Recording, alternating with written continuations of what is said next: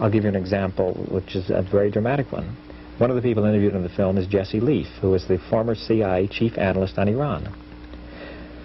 His job, among other things, was to take all the intelligence they had from every source, in other words, from their satellite surveillance, from their telephone taps and telecommunications surveillance, from their agents, from in the army, the secret police, whatever, and project, first of all, describe what was happening in Iran in every sector of the society, and then project what the trends would be over a certain period of time. And these reports are prepared, and everything is documented. It's like doing a thesis. You refer to where you get all the information. He concluded in 1971 or 72 that the whole thing was going to blow up. That the Shah, the level of corruption was extraordinary. The Shah was antagonizing everybody. Everybody was going to unite against him. He prepared this report, and this is on the basis of his honest appraisal. Submitted it to the agency. The head of the Iran desk the next day called him in and said, "This is unacceptable."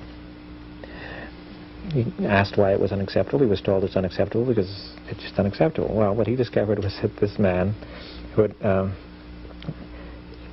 had worked as a consultant to the Shah, number one. Number two, there were major American economic interests that were at stake, and they didn't care what happened in Iran as long as they made $300 million a year profits.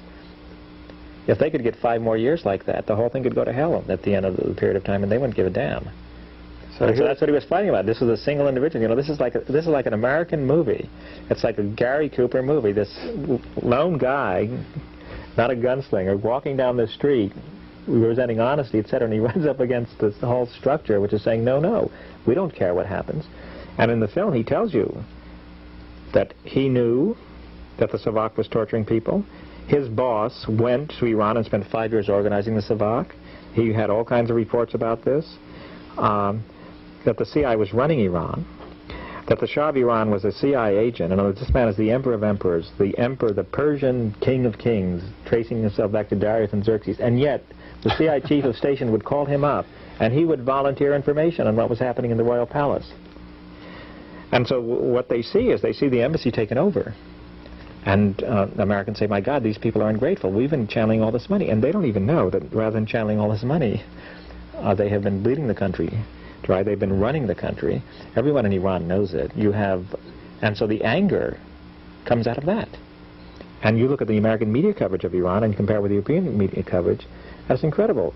I know of cases, for instance, where the Iranians made available Savak agents to the press.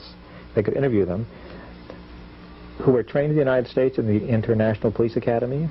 I even know of a case of one man who, when he was trained here, invented a torture instrument, which is a pretty frightening thing, because what it is, it's like a hair dryer, this old woman's hair dryers. And what they would do is they would put it over your head, over your ears, and they would torture you in your own screams. It was designed so it was acoustically such that your own screams would actually reverberate in your ears. And of course you might say, well, this man might have been planted. The Iranians are making propaganda, but at least someone should have gone and talked to them. And checked it out. And checked it out. Nobody did.